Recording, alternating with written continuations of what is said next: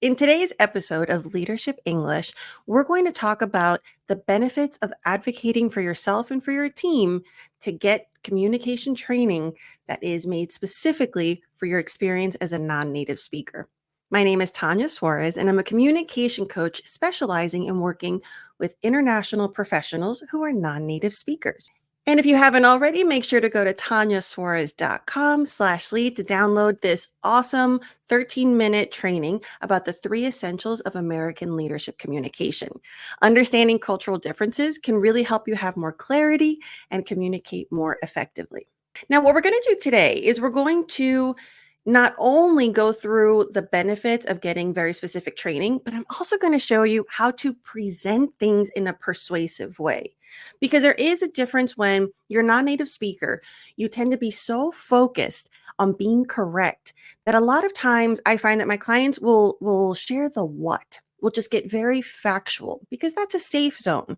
It could be what's on your PowerPoint presentation. It could be what you have practiced and you feel comfortable speaking. But that's not the most effective way to be persuasive and make an impact and have more influence, which adds to your executive presence. So today we're going to do both of those. I'll teach you some techniques as I'm showing you the benefits. Okay, so the first benefit of having training, communication training that is designed for you and for your team and for your company, for the specific members who are non native speakers, is that it will add more perspectives. Now, this is really important because if you're trying to get your company or you're trying to persuade your HR to fund the training, if you just focus on your benefits, like, oh, it'll help me feel more confident, honestly, that's not going to be persuasive enough because you haven't tied it into how it benefits the company. So, this is where you want to make sure you're not always centered on yourself or focused on the facts. You want to focus on the benefits. And this will be really good for persuading HR. This is really good for client relations. And it's also good for small talk. It helps you understand a more empathetic approach for connecting with people.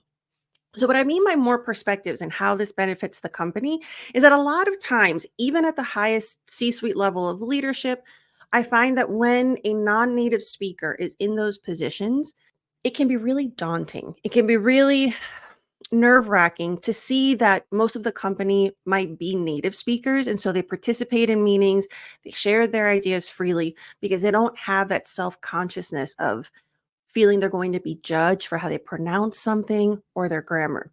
And so, what you're doing as a company is you're not using your greatest talents optimally. In order for this person to showcase their expertise, to contribute solutions, to contribute in meetings in a way that can lead to really great developments, they have to feel more confident about their language.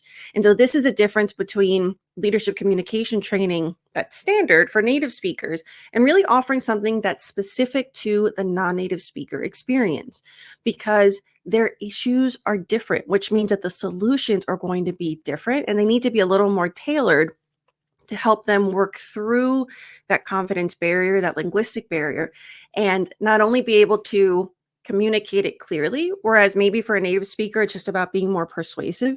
For a non native speaker, it's understanding what does persuasive mean in American corporate culture.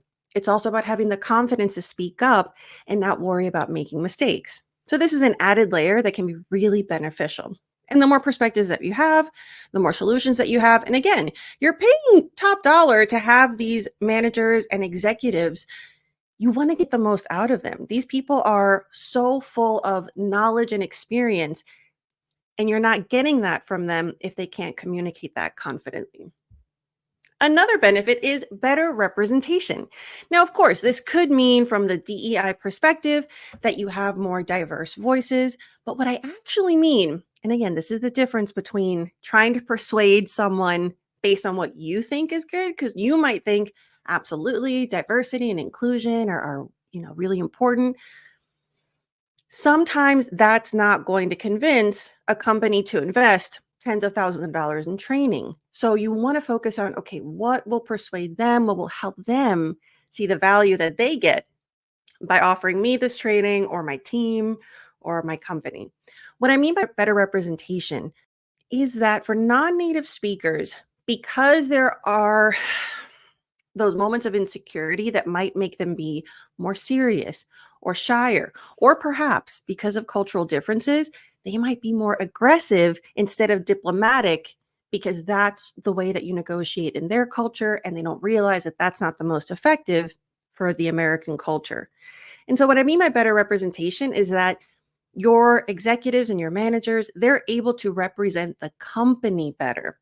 You will be able to trust to send them out to negotiate deals with clients, to go to conferences and represent your company with the integrity and the values that the company wants to put out there for their reputation.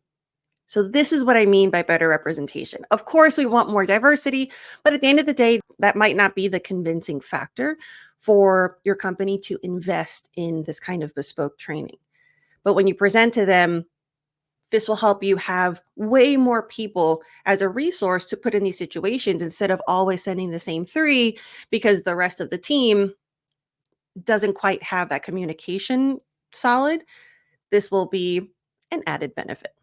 And the third benefit is to attract and retain talent. This is crucial in this global corporate environment. Globalization is wonderful, and we're really spoiled that English is a default language for business. So, what this allows you to do by having English and American English leadership communication training for your company and for yourself and for your team, it allows you to offer the resources that will help attract the top talent, that will take them away from maybe their native speaking company and be open to positions in these bigger companies or in different cities and have the resources that they need to thrive. And when they thrive, your company thrives. So, this is really important to help them see. This is also a great way to, if they're considering two contracts, again, when you're getting at these high levels and you're trying to attract C suite, for example, there are few people that can apply for these positions and that qualify. So if they're between your company and another, but they know they're going to get the language resources and the confidence that they need to be successful at your company, that's also going to give you a competitive edge.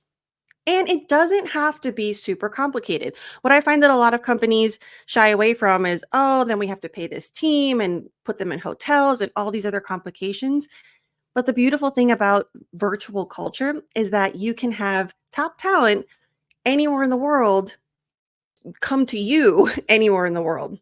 And so, something that I want you to think about is not only being open to virtual trainings because the cost is less in terms of getting the person there as well as hosting the team, but it allows your company and your team members training in a way that fits the schedule better. So instead of doing 6 hours to go to this 2 hour training because you have to move locations, etc., you get the 2 hour training on their computer and then they're back to work. So this will make it a lot more efficient.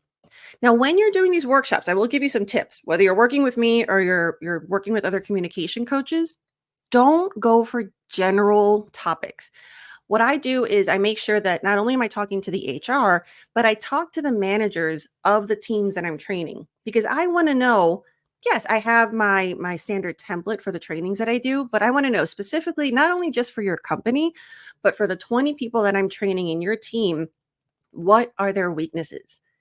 Do they need training for how to close, or do we need to focus more of the training on how to open and warm up the client?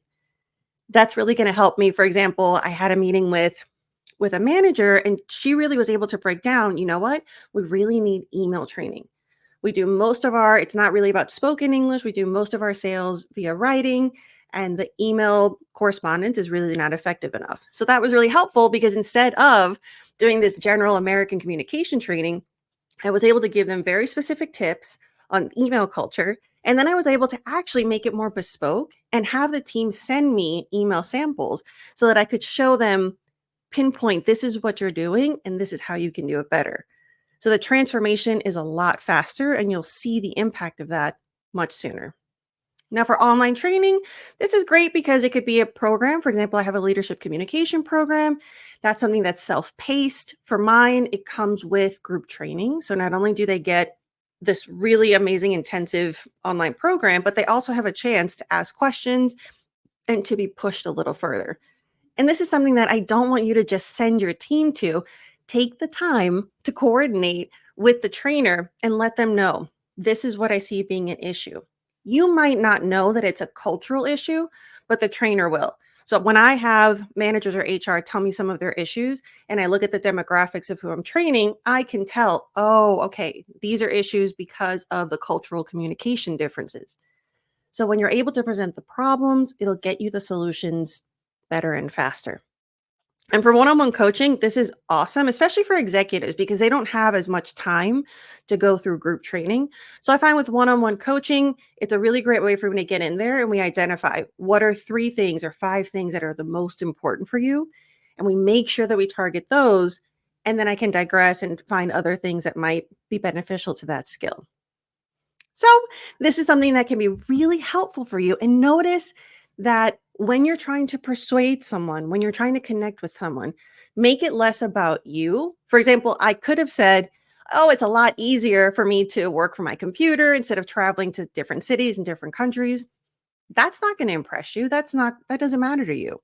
But when I frame it in what's important to you, that it's more time efficient, you can invest the money that it would take to fly out a team and instead afford to train more people because it's virtual, then that's where you really see the financial benefit. So, understanding and approaching conversations, especially persuasive conversations, with empathy and understanding what the other person wants and needs to hear is very, very effective. And it also makes you feel good because you come across as someone who cares, because you really have to pay attention and understand the other person.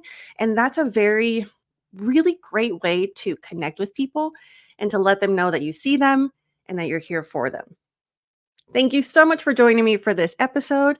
I'm looking forward to seeing you next episode of Leadership English, and make sure to download the audio training, The 3 Essentials of American Leadership Communication.